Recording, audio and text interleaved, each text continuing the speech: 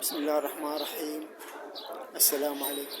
لدينا مصطلح في الشرق الأوسط اسمه مصطلح الرئيس الهيبة.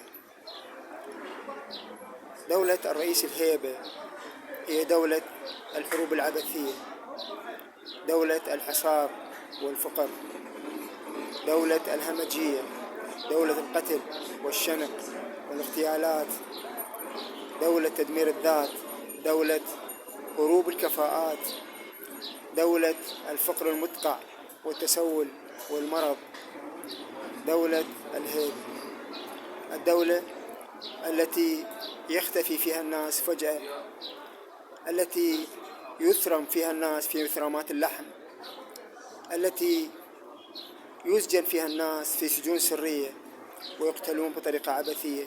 هذه هي دولة الرئيس الهيبة، دولة الجريدة الواحدة والحزب الواحد والتلفزيون الواحد والرأي الواحد. وش حد اللي يوصل يوم حدنا؟ هذه هي دولة الرئيس الهيبة. شكرا.